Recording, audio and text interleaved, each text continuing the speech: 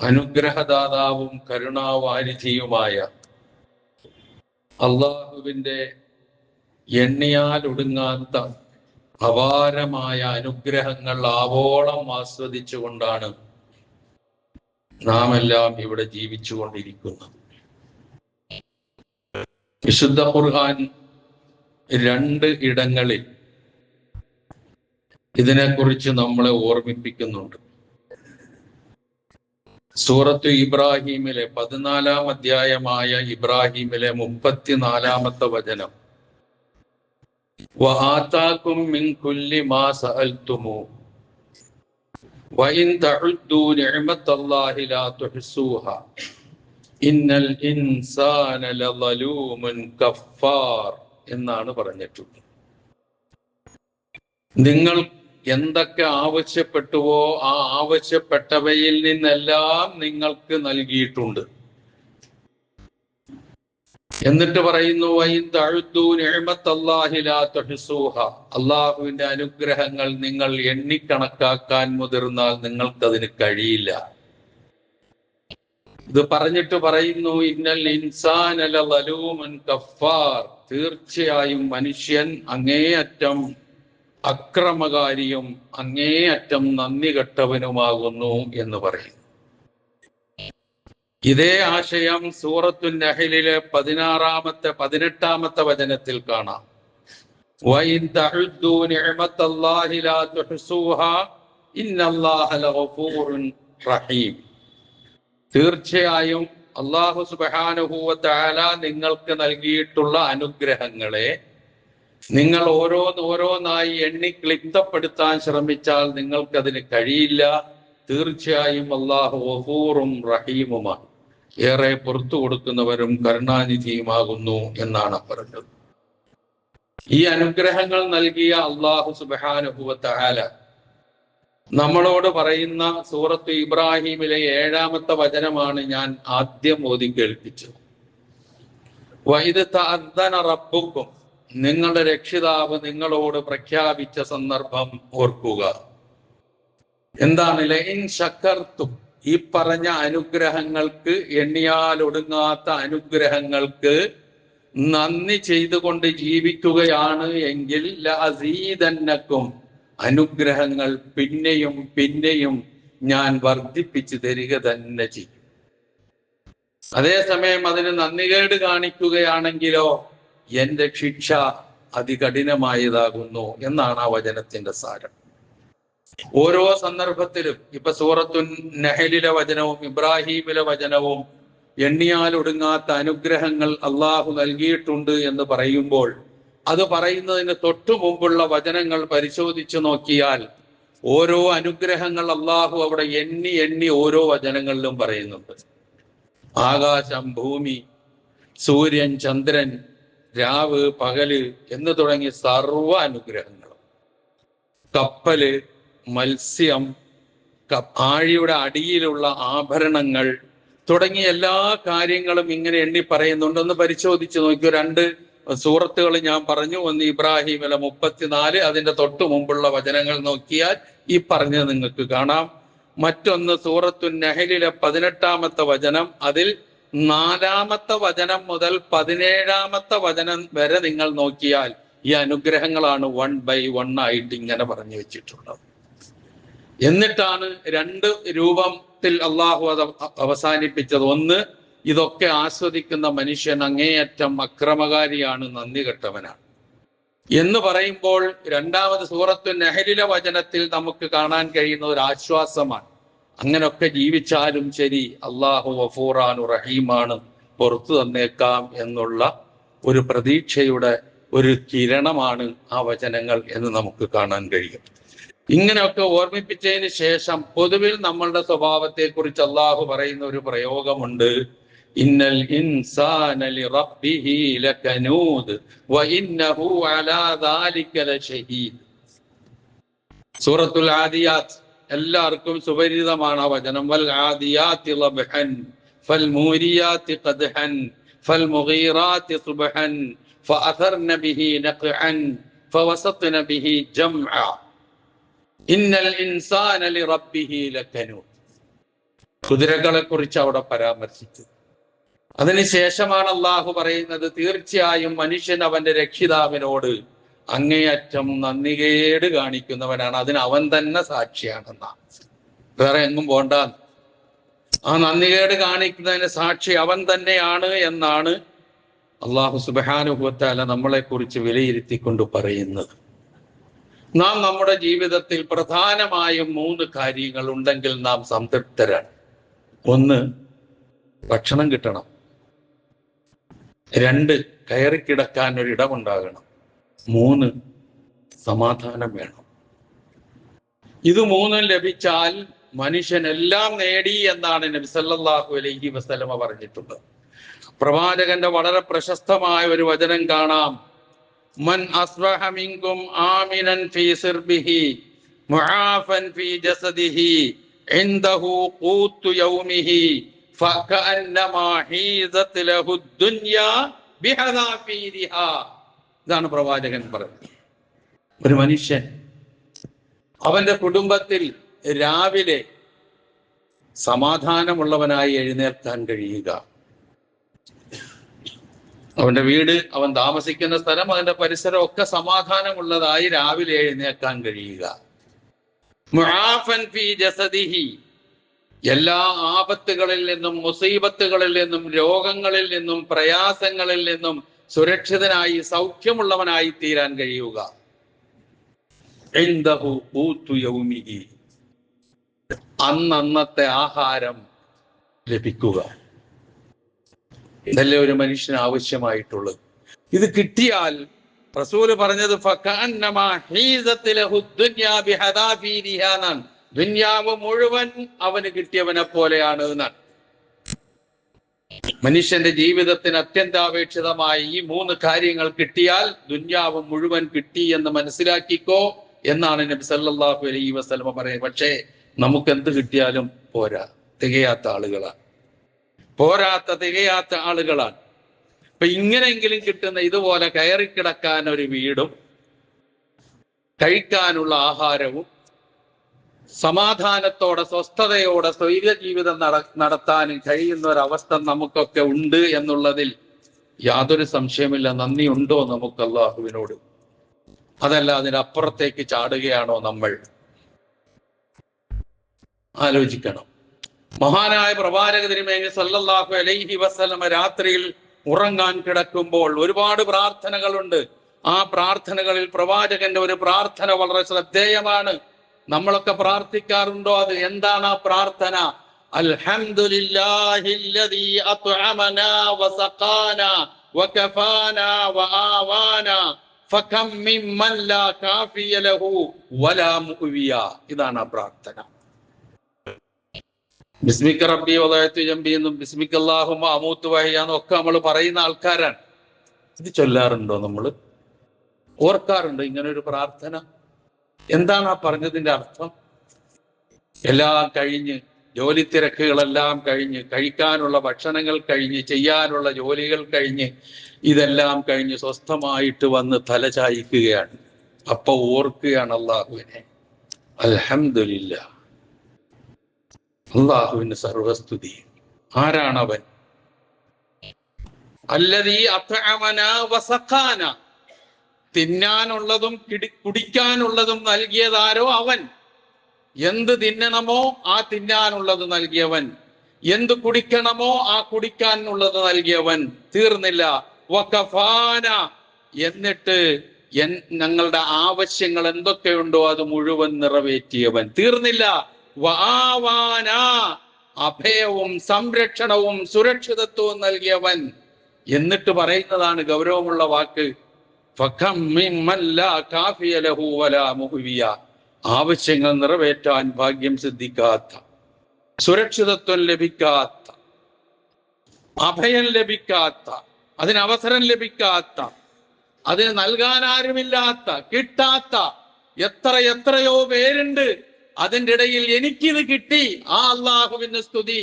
ഓർക്കാറുണ്ടോ പ്രിയമുള്ളവരെ നമ്മൾ ഈ വചനങ്ങളോടെ, ഈ സ്തുതി കീർത്തനത്തോടെ, ഈ തഹ്മീദോടുകൂടി ഉറങ്ങാൻ കിടക്കുമ്പോൾ ഓർക്കാറുണ്ടോ അള്ളാഹുവിനെ? ഇല്ലെങ്കിൽ ഇന്നു മുതൽ തുടങ്ങിക്കോ. അത് ഇല്ലെങ്കിൽ നന്ദി കെട്ടവരാണ് നമ്മൾ. അത്ര അനുഗ്രഹങ്ങൾ തരുന്നുണ്ട് അള്ളാഹു. തിന്നാൻ കിട്ടുന്നുണ്ട്, കുടിക്കാൻ കിട്ടുന്നുണ്ട്, സുരക്ഷിതത്വമുണ്ട്, അഭയമുണ്ട്, ഇതെല്ലാമുണ്ട്, ആവശ്യങ്ങൾ നിറവേറ്റുന്നുണ്ട്. എന്നിട്ട് മറക്കുകയോ അള്ളാഹുവിനെ? വിടില്ല അള്ളാഹു. അതാണ് ആ പറഞ്ഞത്, നന്ദിയുണ്ടോ നിങ്ങൾക്ക്? ഏറ്റി ഏറ്റി ഞാൻ തരാം. നന്ദി ഇല്ലാത്തവരാണോ നിങ്ങൾ? ഓർത്തോ, എന്റെ ശിക്ഷ അതികഠിനമായിരിക്കും. പട്ടിണി കിടത്താൻ അധിക സമയം വേണ്ടി വരില്ല. കിടന്നുറങ്ങുന്ന ഭവനം ഇല്ലാതാകാൻ അധിക സമയം വേണ്ടി വരില്ല. കയ്യിലുള്ള സമ്പത്ത് മുഴുവൻ പോയി പോകുന്നതിന് അധിക നാൾ വേണ്ടി വരില്ല. ഇന്ന അദാബീല ശദീദ്, നിന്റെ ആരോഗ്യം തകരാൻ സമയം വേണ്ടി വരില്ല. എന്റെ ശിക്ഷ അത് കഠിനമാണ്. വല്ലാത്ത താക്കീതാണ് പ്രിയമുള്ളവരെ ആ വചനം. എപ്പോഴും ഹൃദയത്തിൽ കോറിയിട്ട് ഓർക്കേണ്ട വചനമാണ്. ലഇൻ ശകർതും ലഅസീദന്നകും വലഇൻ കഫർതും ഇന്ന അദാബീ ലശദീദ്. പിന്നെ ഇതൊക്കെ നമ്മൾ ഓർക്കും. എപ്പോഴാണെന്നറിയോ? ഇതൊക്കെ നഷ്ടപ്പെടുമ്പോൾ. സുലഭമായി ഭക്ഷണം ലഭിക്കുമ്പോൾ ഭക്ഷണത്തിന്റെ വില നമ്മൾ അറിയില്ല. കയറിക്കിടക്കാൻ ഒരു വീടുണ്ടാകുമ്പോൾ വീടില്ലാത്തവന്റെ ബുദ്ധിമുട്ട് നമ്മൾ മനസ്സിലാക്കില്ല. അനാരോഗ്യം കൊണ്ട് ബുദ്ധിമുട്ട് പ്രയാസം അനുഭവിക്കുമ്പോൾ ആരോഗ്യമുള്ള സന്ദർഭത്തിൽ അതില്ലാത്തവന്റെ ബുദ്ധിമുട്ട് നമ്മൾ അറിയില്ല. അല്ലേ? കയ്യിൽ ആവോളം സമ്പത്തുണ്ടാകുമ്പോൾ അതില്ലാത്തവന്റെ പ്രയാസം നമ്മൾ അറിയില്ല. എന്തു ധൂർത്തും നമ്മൾ കാണിക്കും, എന്തു പൊങ്ങച്ചവും നമ്മൾ കാണിക്കും. ഇതാണ് നമ്മളുടെയൊക്കെ സ്വഭാവം. എത്ര ഭക്ഷണമാണ് നമ്മൾ വെറുതെ കളയുന്നത്. ഈ കഴിഞ്ഞ ദിവസം ഞാനൊരു യാത്രയിൽ ഉച്ചഭക്ഷണം കഴിക്കാൻ വേണ്ടി ഒരു ഹോട്ടലിൽ കയറി. ഒരുപാട് കാര്യങ്ങൾ അവിടെ, ഓരോ ബോർഡുകൾ ഇങ്ങനെ എഴുതി വെച്ചിരിക്കുന്നു. തീരെ കാണാത്ത ഒന്നാണത്. പല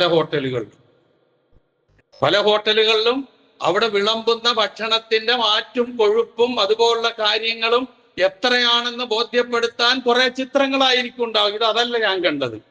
വെള്ളത്തിന്റെ വില എന്താണെന്ന് എഴുതി വെച്ചിരിക്കുന്നു. കൈ കഴുകാൻ പോകുന്നിടത്ത് വെറും വെള്ളം അമൂല്യമാണെന്നല്ല എഴുതി വെച്ചിരിക്കുന്നത്. മറിച്ച് ഒരു ദിവസം നാം ഉപയോഗിക്കുന്ന, ഓരോ മനുഷ്യനും ഉപയോഗിക്കുന്ന വെള്ളത്തിന്റെ അളവ്, അങ്ങനെ ഇത്ര മനുഷ്യന്മാർ ഉപയോഗിച്ചാൽ എത്ര ലക്ഷം ലിറ്റർ വെള്ളമാണ് ഒരു ദിവസം ഉപയോഗിക്കുന്നത് എന്ന് കൃത്യമായി എഴുതി വെച്ചിട്ടുണ്ട്.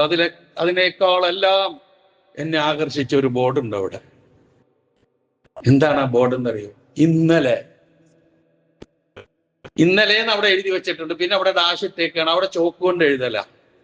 ഇന്നലെ ഇവിടെ പാഴാക്കിയ ഭക്ഷണം 11.64 കിലോഗ്രാം. ഭക്ഷണമാണ് കേട്ടോ, വേസ്റ്റ് അല്ല ഈ പറയണത്. എന്നിട്ട് അതിന്റെ അടുത്ത വരി, ഇത് 34 ആളുകളുടെ വിശപ്പടക്കാൻ ഉപകാരപ്പെടുന്നതാണ്. ഞാൻ അവരോട് അന്വേഷിച്ചു, നിങ്ങൾ ഇത് എല്ലാ ദിവസവും എഴുതി വെക്കുന്ന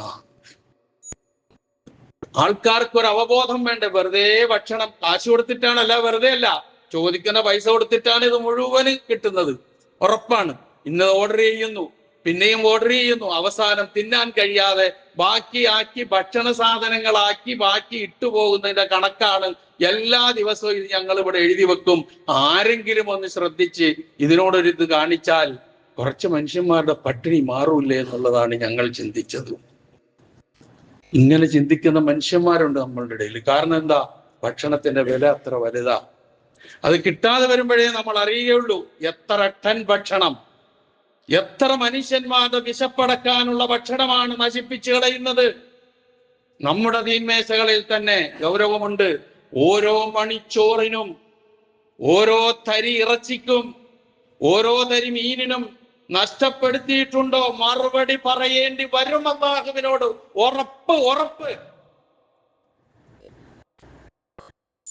നമുക്ക് ഇത് ബോധമൊന്നുമില്ല. അതില്ലാതാകുമ്പോ അറിയും. എത്ര ചിത്രങ്ങളാണ് പ്രിയമുള്ളവരെ ഗസയിൽ നിന്ന് നമ്മുടെ മുമ്പിലേക്ക് ഇപ്പൊ വന്നുകൊണ്ടിരിക്കുന്നത്. സഹിക്കാൻ കഴിയുമോ നമുക്ക്? തന്റെ മുമ്പിലെ പാത്രത്തിൽ മണ്ണ് വാരി വെച്ചുകൊണ്ട് ഇരുന്ന് കരയുന്ന ചെറിയ പെൺകുട്ടിയുടെ ചിത്രം സഹിക്കുമോ? നമുക്ക് സാധിക്കുമോ നമുക്ക് ഇങ്ങനെ ചിന്തിക്കാൻ? കാരണം എന്തേ? നമ്മളുടെ പ്ലേറ്റിന്റെ ഉള്ളിൽ ഇരിക്കുന്നതൊക്കെ വിഭവ സമൃദ്ധമായതാണ്,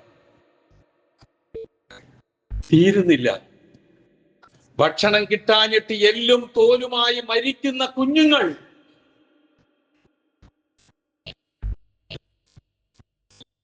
നമ്മളെപ്പോലെ രക്തവും മജ്ജയും മാംസവും ഉള്ള മക്കളും കുട്ടികളുമാണ് ഇതൊക്കെ അല്ലേ? ആരെങ്കിലുമൊക്കെ ഇത്തിരി കൊണ്ടു കൊടുക്കാമെന്ന് വിചാരിച്ചാൽ അതിന്റെ തടയിട്ടു. ഒരു ഭാഗത്തിലൂടെ ഇവർക്കൊന്നും കൊടുക്കാൻ പാടില്ല. പട്ടിണിക്കിട്ട് കൊന്ന് ഈ വംശത്തെ ഇല്ലാതാക്കുക, അതാണ് ലക്ഷ്യം. ഉറപ്പല്ലേ അത്?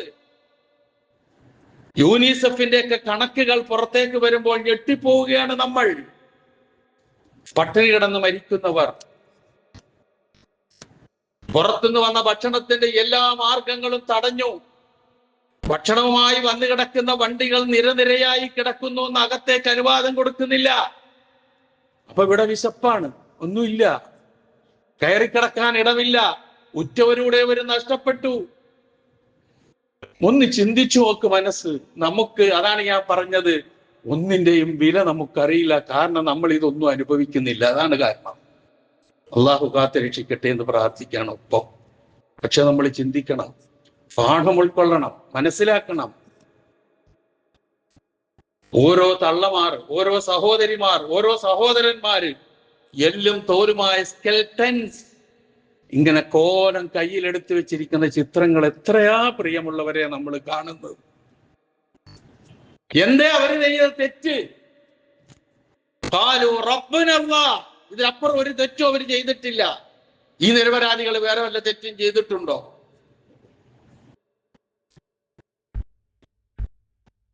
ഇങ്ങനെ ആ ചിത്രങ്ങൾ ആരെങ്കിലും കൊണ്ടു കൊടുക്കാൻ ശ്രമിക്കുക, തടയുക, എന്നിട്ട് ഞങ്ങൾ കൊടുത്തോളാന്ന് പറയാം.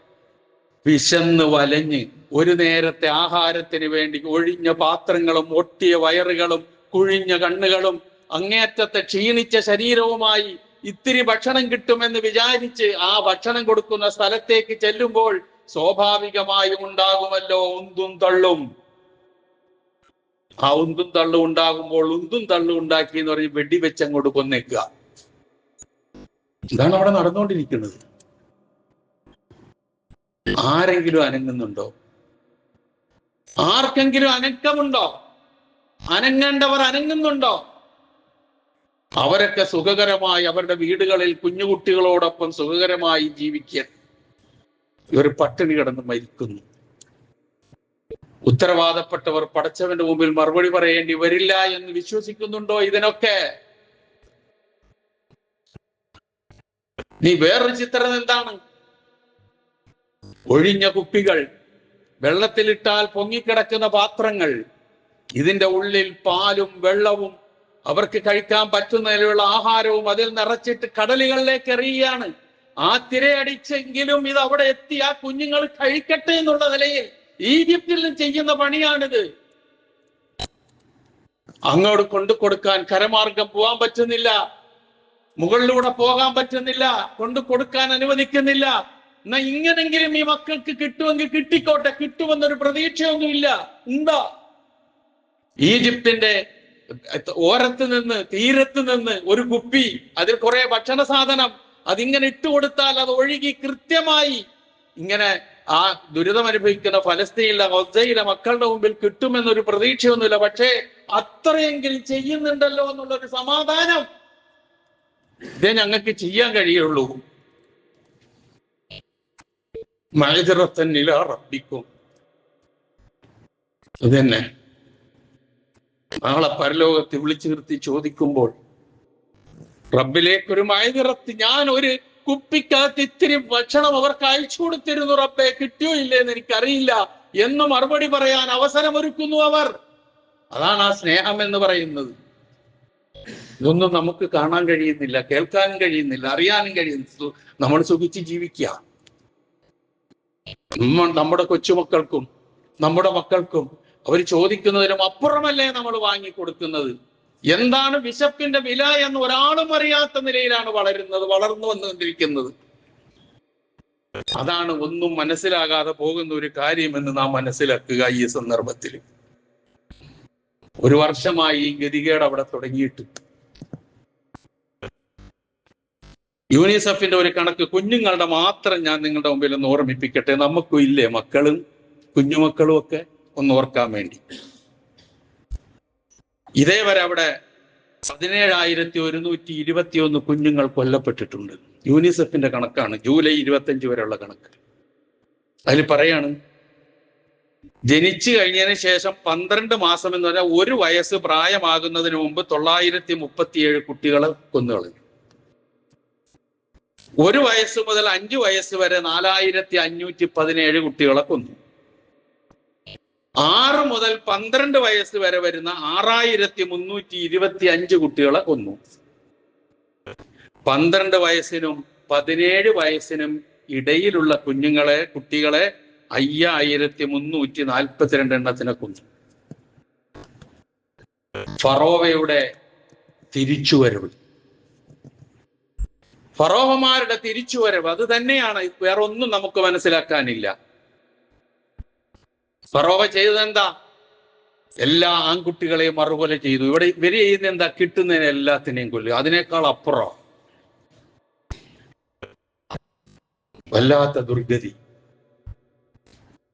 ഇനി ആരെങ്കിലും എന്തെങ്കിലും ഈ ഇഷ്യൂ ഉണ്ടായ സന്ദർഭം മുതൽ തന്നെ ഇവിടെ ചർച്ച ചെയ്യപ്പെടുന്ന ഒരു വിഷയമുണ്ട്. ഇതിനെന്താണ് ശാശ്വത പരിഹാരം? വേറൊന്നുമില്ല. 2 രാഷ്ട്രങ്ങളും 2 രാഷ്ട്രങ്ങളായി നിൽക്കുക. ഫലസ്തീൻ രാഷ്ട്രം വേറെ, ഇസ്രായേൽ വേറെ. അതേ മാർഗമുള്ളൂ. ആരും അത് കേൾക്കാൻ തയ്യാറാകുന്നില്ല. അന്ന് സൗദി അറേബ്യയാണ് ആദ്യം അത് എടുത്തിട്ടത്. ഇപ്പൊ അതിലേക്ക് ഫ്രാൻസും ബ്രിട്ടനും കൂടി കടന്നു വന്നു. ഇന്നലെ നമ്മൾ വായിച്ചു, കാനഡയും കൂടി വന്നിട്ടുണ്ട്. അപ്പൊ ഭീഷണി, വ്യാപാരം നിർത്തിക്കളയും. കുറെ ഫറോവമാരുണ്ടല്ലോ ഈ ലോകത്ത് ഭരിച്ചുകൊണ്ടിരിക്കുന്നവർ ഇപ്പോഴും. ഇങ്ങനെയുള്ള വല്ലാത്ത ഒരവസ്ഥ, ഒരു കാരണവശാലും അവർ ജീവിച്ചു പോകരുത് എന്നുള്ള അങ്ങേയറ്റത്തെ കുടില ലക്ഷ്യം. ഇത് വലിയൊരു പ്രശ്നമായി നമുക്ക് തോന്നുന്നില്ല. കാരണം ഒരിക്കലും ഈ ജൂതന്മാരുടെ മനസ്സ് ലോലത എന്ന് പറയുന്ന ഒന്നും ഉണ്ടാവില്ല. കുടിലതേ ഉണ്ടാവുകയുള്ളൂ. കഠിനതയാണ് അവരുടെ ഹൃദയത്തിന്റെ അങ്ങേറ്റ ലക്ഷ്യം. ഖുർആൻ വർഷങ്ങൾക്ക് മുമ്പ് പറഞ്ഞു വെച്ചില്ലേ ഇസ്രായേലിനെ കുറിച്ച്? എന്താ പറഞ്ഞ വാക്ക്? ثم قست قلوبكم من بعد ذلك فهي كالحجارة أو أشد قسوة فهي كالحجارة أو أشد قسوة وإن من الحجارة لما يتفجر منه الأنهار وإن منها لما يشقق فيخرج منه الماء وإن منها لما يهبط من خشية الله وما الله بغافل عما تعملون.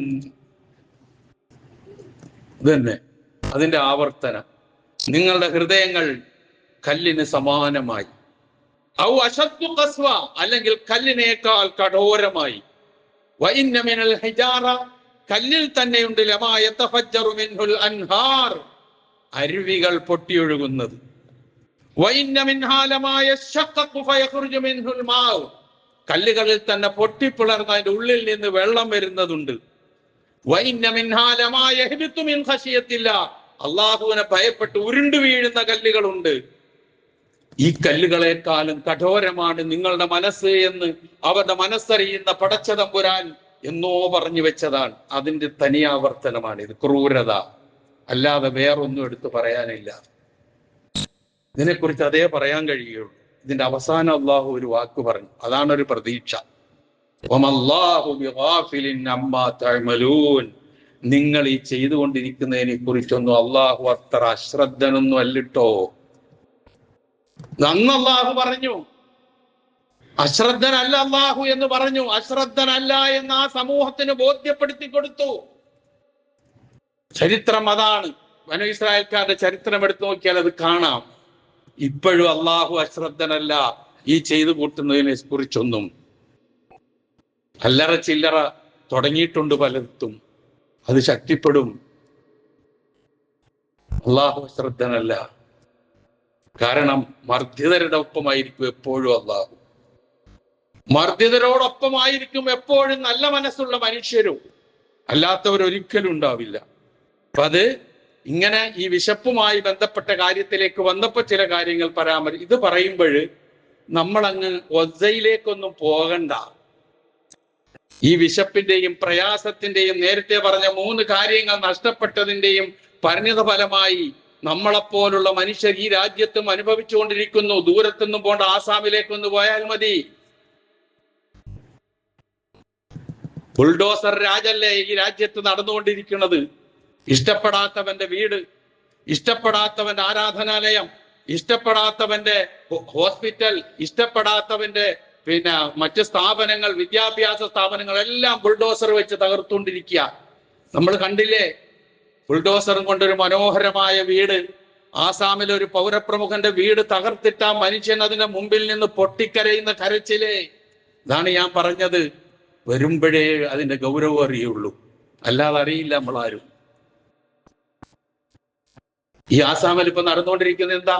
ആയിരക്കണക്കിന് മുസ്ലിം വീടുകളാണ് പല പേരും പറഞ്ഞ് തകർത്ത് തരിപ്പണമാക്കിയിട്ട് ഈ മുസ്ലിമീങ്ങൾ എല്ലാവരും ഓരോ ക്യാമ്പുകളിലാണ്. ആ ക്യാമ്പുകളുടെ അവസ്ഥ അവിടെ സന്ദർശിച്ച ആൾക്കാർ പറയുന്നുണ്ട്. വെള്ളമില്ല, വെളിച്ചമില്ല, ഭക്ഷണമില്ല, മലമൂത്ര വിസർജനത്തിന് സൗകര്യമില്ല. മുസ്ലിമീങ്ങളാണ്, ഉളുവെടുത്ത് നമസ്കരിക്കാൻ പോലും നിർവാഹമില്ല. ഇത് ഒസയല്ല, ആസാമാണ്. ആ 3 കാര്യമാണ് അവർക്ക് തകർന്നത്. എന്ത്? നേരം വെളുക്കുമ്പോ സ്വസ്ഥതയില്ല, വീട് പോയി, ആഹാരമില്ല, ആരെങ്കിലും കൊണ്ടു കൊടുക്കണം, സ്വസ്ഥതയില്ല, നഷ്ടപ്പെട്ടു. ആ ഹദീസ് ഒന്നും കൂടെ നിങ്ങളുടെ മനസ്സിലേക്ക് വരട്ടെ, അപ്പോഴേ അറിയുള്ളൂ എന്റെ ഗൗരവം. വല്ലാത്ത ദുരവസ്ഥയാണ്. പണ്ട് ഈ ആസാമിലെ ഗോൾപാറ എന്ന് പറയുന്ന സ്ഥലത്ത്, അവിടെ ഈ ഗുവാഹട്ടിക്കടുത്ത് ഒരു കലാപമുണ്ടായ സന്ദർഭത്തിൽ വർഷങ്ങൾക്ക് മുമ്പ് ആ സ്ഥലം ഞാൻ സന്ദർശിച്ച ഓർമ്മ, സഹായിക്കാൻ വേണ്ടി പോയതാ.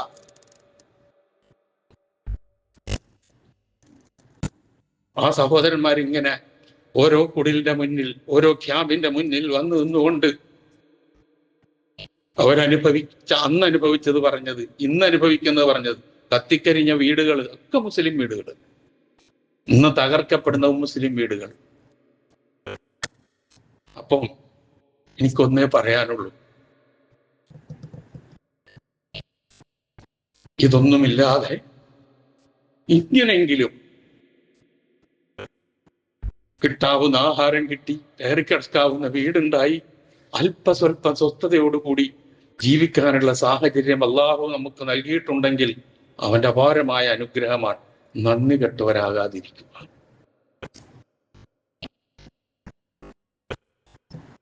പ്രാർത്ഥിക്കുക മറ്റുള്ളവരുടെ നന്മയ്ക്ക് വേണ്ടി. അല്ലാഹു സുബ്ഹാനഹു വ തആല ഈ രൂപത്തിലുള്ള എല്ലാ കെടുതികളിൽ നിന്നും എല്ലാവർക്കും അല്ലാഹു മോചനം നൽകുമാറാകട്ടെ. അത്തരം തീഷ്ണമായ പരീക്ഷണങ്ങളിൽ ചെന്ന് ഭവിക്കുന്നതിൽ നിന്ന് നാം ഏവരെയും അല്ലാഹു സുബ്ഹാനഹു വ തആല കാത്തുരക്ഷിക്കുമാറാകട്ടെ. ആസാമിനെ കുറിച്ച് ഞാൻ പറഞ്ഞു വെച്ചു. പൊതുവെ കുറെ വർഷങ്ങളായി നമ്മുടെ നാട്ടിൽ ന്യൂനപക്ഷങ്ങളോടുള്ള സമീപനം വളരെ മോശമാണ് എന്ന് നമുക്ക് എല്ലാവർക്കും അറിയാം. എണ്ണി പറയാൻ ഒരുപാട് കാര്യങ്ങളുണ്ട്. ഈ കഴിഞ്ഞ ദിവസങ്ങളായി നമ്മുടെ നാട്ടിൽ ഒരു വലിയ ഇഷ്യൂ നടന്നുകൊണ്ടിരിക്കുകയാണ്. അത് ഛത്തീസ്ഗഡിലെ ദുർഗ് എന്ന് പറയുന്ന റെയിൽവേ സ്റ്റേഷനിൽ വെച്ച് നമ്മുടെ മലയാളികളായ 2 കന്യാസ്ത്രീ സഹോദരിമാരെ മനുഷ്യക്കടത്ത് ആരോപിച്ച് അറസ്റ്റ് ചെയ്തതും അതുമായി ബന്ധപ്പെട്ട വിവാദങ്ങളും തർക്കങ്ങളും കോടതിയും പ്രശ്നങ്ങളും ഒക്കെ നടന്നുകൊണ്ടിരിക്കുക. എല്ലാം അറിയുന്നവരാണ് ഈ ഇരിക്കുന്നവരെ മുഴുവനൊന്നും എനിക്കറിയാം, അറിയാഞ്ഞിട്ടൊന്നും പറയുന്നതല്ല.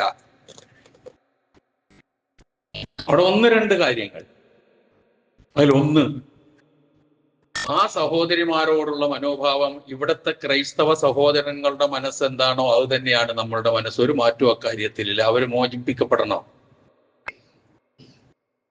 പക്ഷേ അതോടൊപ്പം ഒരു വാചകം എനിക്ക് പറയാനുള്ളത്, ശത്രു ആരാണെന്ന് തിരിച്ചറിയാനുള്ള അവബോധം ഇനിയെങ്കിലും ഉണ്ടാകണം. അത്രയേറെ പരീക്ഷണങ്ങളും ബുദ്ധിമുട്ടുകളും ഒരുപാട് ഇവിടെ ഉണ്ടായിട്ടുണ്ട്.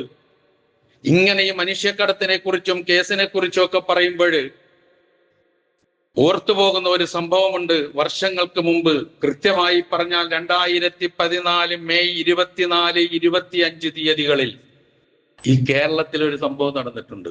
നമ്മളൊക്കെ മറന്നോന്ന് എനിക്കറിയില്ല, ഞാൻ മറക്കൂല, എനിക്ക് മറക്കാൻ പറ്റിയില്ല. എന്താണ് ആ സംഭവം എന്നറിയോ?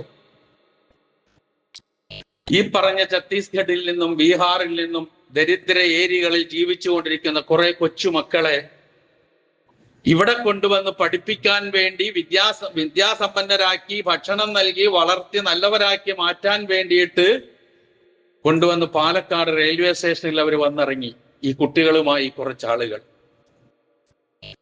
ഓർക്കുന്നുണ്ടാവും ഇപ്പൊ നിങ്ങളൊക്കെ. അതൊരു ക്രിമിനൽ കേസായി. എന്ത് പറഞ്ഞു? കുട്ടിക്കടത്ത് എന്നതിന് പേര് നൽകി.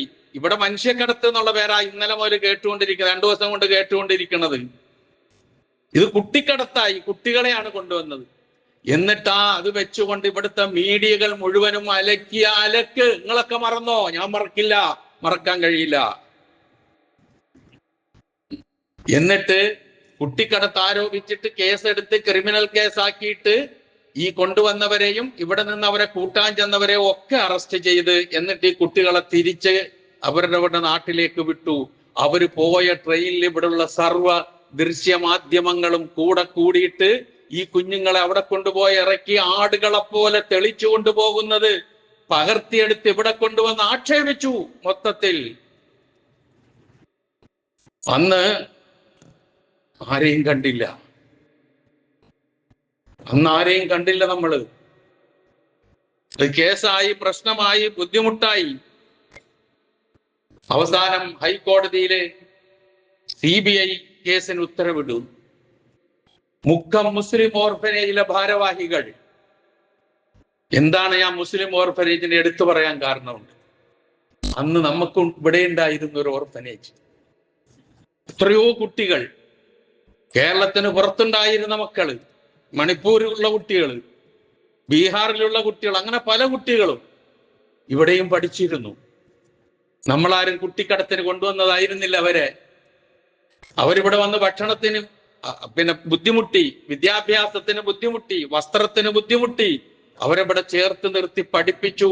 ഇവിടെ നിന്ന് വിദ്യാഭ്യാസം നൽകി പുറത്തേക്ക് അയച്ച അങ്ങനെ ഒരുപാട് കുട്ടികളുണ്ട്, എനിക്കറിയാം. അതുകൊണ്ടാണ് ഞാൻ ഇങ്ങനെ തന്നെ പറയുന്നത്. അതൊക്കെ നിന്നുപോയി. ഇപ്പൊ എത്തീങ്കാനകൾ എവിടെ? ആരെ ഇതില്ലാതാക്കിയത്? ചിന്തിക്കണം നിങ്ങൾ. അന്ന് ഇത് പറയാൻ കാരണമുണ്ട്. ഞാൻ ഇത് ഇങ്ങനെ ഒരു കേസായി പ്രശ്നമായി വന്ന ഉടനെ ആ പാലക്കാട് റെയിൽവേ സ്റ്റേഷനിൽ വെച്ച് ഇതൊരു കുട്ടിക്കടത്താണ് എന്നുള്ള ലെവലിലേക്ക് കൊണ്ടുപോയത് പാലക്കാടത്തെ അന്നത്തെ ചൈൽഡ് വെൽഫെയർ കമ്മിറ്റിയുടെ ഒരു ഫാദറായ ഒരു ചെയർപേഴ്സൺ ആയിരുന്നു അതിനു മുമ്പിൽ നിന്നിരുന്നത്. പിന്നെ അവിടുത്തെ ജില്ലാ കളക്ടറും പിന്നെ ഒരു വലിയ പോലീസ് ഓഫീസറും ഒക്കെ കൂടി കുട്ടിച്ചോറാക്കി യത്തീംഖാനകൾ എന്നുള്ള ആ ചിത്രം തന്നെ മാറ്റി അത് ഇല്ലാതാക്കി. എന്നിട്ട് അവസാനം മുക്കം മുസ്ലിം ഓർഫനേജ് കമ്മിറ്റി സുപ്രീം കോടതിയിൽ പോയി CBI പിന്നെ ഈ നീക്കത്തിനെതിരെ. സുപ്രീം കോടതി അത് ഫയൽ സ്വീകരിച്ചതിന് ശേഷം ഈ സംസ്ഥാനങ്ങളോട് വിവരം അന്വേഷിക്കാൻ ഉത്തരവിട്ടു. അങ്ങനെ ബീഹാർ ഗവൺമെന്റ് വ്യക്തമായ ഒരു മറുപടി നൽകി. എന്താണ് മറുപടി എന്നറിയോ? ഇത് കുട്ടിക്കടത്തല്ല. സുമനസ്സുകളായ കുറെ ജീവകാരുണ്യ പ്രവർത്തകരും വിദ്യാഭ്യാസം നൽകണമെന്ന് ആഗ്രഹിക്കുന്നവരുമായ ആളുകൾ ഇവർക്ക് വിദ്യാഭ്യാസം നൽകാൻ വേണ്ടി മാത്രം ഈ ദാരിദ്ര്യത്തിൽ കൂടിയ കുട്ടികളെ അവിടെ എത്തിച്ചതാണല്ലാതെ ഇതൊരു കുട്ടിക്കടത്തല്ല എന്ന് കൃത്യമായ കാര്യം അവിടെ എഴുതി കൊടുത്തതോടുകൂടി സുപ്രീം കോടതി ഇതെല്ലാം കൂടി തള്ളിക്കളഞ്ഞു. അങ്ങനെ കേസേ ഇല്ലാതെ. അവസാനം സംഭവിച്ചതെന്താ? കേരളത്തിൽ ഒരുപാട് മക്കളെ പോറ്റിയിരുന്ന അനാഥശാലകൾ ഇല്ലാതായി. ഇതെല്ലാം രണ്ടും കാണുമ്പോൾ എല്ലാം നാം വിലയിരുത്തേണ്ടതുണ്ട്, മനസ്സിലാക്കേണ്ടതുണ്ട്. ഇതും അതേപോലെ ഏത് സംസ്ഥാനത്താണോ ഈ സംഭവം നടന്നത് ആ സംസ്ഥാന ഗവൺമെന്റ് കൃത്യമായി ഇതിങ്ങനെയുള്ള കാര്യമല്ല, ഇത് മറ്റൊന്നാണ് എന്ന് കോടതിയിൽ പറയാതെ പ്രയാസകരമാണ്. അതിനവർ തയ്യാറാവുമായിരിക്കും. കാരണം ലക്ഷ്യങ്ങൾ ഒരുപാടുണ്ട്. ആ ലക്ഷ്യങ്ങൾക്ക് വേണ്ടി ഇപ്പൊ നമ്മൾ മൊത്തത്തിൽ നോക്കിയാൽ നമുക്ക് കാണാൻ കഴിയുന്ന ഒരു ചിത്രം എന്താണെന്നറിയോ? ഇരയോടൊപ്പം നിൽക്കുകയും വേട്ടക്കാരോടൊപ്പം ഓടുകയും ചെയ്യുന്ന മനോഭാവമാണ് മൊത്തത്തിൽ ഇന്ന് വളർന്നു വന്നുകൊണ്ടിരിക്കുന്നത് എല്ലാ രംഗങ്ങളിലും. ഇപ്പൊ ന്യൂനപക്ഷങ്ങൾക്കെതിരെയുള്ള ഇത്തരം നീക്കങ്ങളിൽ നിന്ന് ഉത്തരവാദപ്പെട്ടവർ പിന്മാറുക. കാരണം അവരുടെയും കൂടിയാണ് ഈ നാട്, അവരുടെയും കൂടിയാണ് ഈ രാജ്യം. അപ്പൊ ഇതെല്ലാം കൂടി ഒന്ന് ചേർത്ത് വായിക്കുമ്പോൾ പലതും നമുക്ക് ചിന്തിക്കാനും പഠിക്കാനും ഉണ്ടെന്ന് മാത്രമാണ് ഇത് പറഞ്ഞുകൊണ്ട് നിങ്ങളുമായി ഈ ചിന്ത പങ്കിട്ടത്. അല്ലാഹു സുബ്ഹാനഹു വ തആല എല്ലാവിധത്തിലുള്ള തീക്ഷ്ണമായ പരീക്ഷണങ്ങളിൽ നിന്നും കരകയറാനുള്ള സാഹചര്യം എല്ലാവർക്കും അല്ലാഹു ഒരുക്കി കൊടുക്കുമാറാകട്ടെ. ഒസയിലെ കുഞ്ഞുങ്ങളുടെ പട്ടിണി മാറാനുള്ള സാഹചര്യം അല്ലാഹു സുബ്ഹാനഹു വ തആല ഒരുക്കി കൊടുക്കുമാറാകട്ടെ. അവൻ ഒരു കാര്യത്തിലും അശ്രദ്ധനല്ല എന്നുള്ള ആ പ്രതീക്ഷ സാക്ഷാത്കരിക്കാൻ അല്ലാഹു തൗഫീഖ് ചെയ്യുമാറാകട്ടെ. എല്ലാവിധത്തിലുള്ള ബുദ്ധിമുട്ടുകളിൽ നിന്നും നാം ഏവരെയും അല്ലാഹു കാത്തുരക്ഷിക്കുമാറാകട്ടെ. അറിഞ്ഞോ അറിയാതെയോ നമ്മിൽ നിന്ന് വന്നുപോയ എല്ലാ തെറ്റുകുറ്റങ്ങളും അല്ലാഹു നമുക്ക് പുറത്തു മാപ്പാക്കി തരുമാറാകട്ടെ. നമ്മിൽ നിന്ന് മരണപ്പെട്ടു പോയുള്ള പാപങ്ങൾ അല്ലാഹു പുറത്തു കൊടുക്കുമാറാകട്ടെ. അവരെയും നമ്മളെയും അല്ലാഹു ജന്നാത്തുൽ ഫിർദൗസിൽ ഒരുമിച്ച് കൂട്ടുമാറാകട്ടെ. രോഗങ്ങൾ കൊണ്ട് വിഷമിച്ച് ICUയിലും അതുപോലെ തന്നെ ഹോസ്പിറ്റലിലൊക്കെ വളരെ വിഷമിച്ച് കഴിഞ്ഞുകൂടുന്ന പലർക്കും വേണ്ടി പ്രാർത്ഥിക്കാൻ ആവശ്യപ്പെട്ടിട്ടുണ്ട്. അല്ലാഹു സുബ്ഹാനഹു വ തആല അവരുടെ എല്ലാം രോഗങ്ങൾ ശിഫയാക്കി കൊടുക്കുമാറാകട്ടെ, പ്രയാസങ്ങൾ അകറ്റി കൊടുക്കുമാറാകട്ടെ. മാറാ രോഗങ്ങളിൽ നിന്നും പകർച്ചവ്യാധികളിൽ നിന്നും നാം ഏവരെയും അല്ലാഹു കാത്തുരക്ഷിക്കുമാറാകട്ടെ.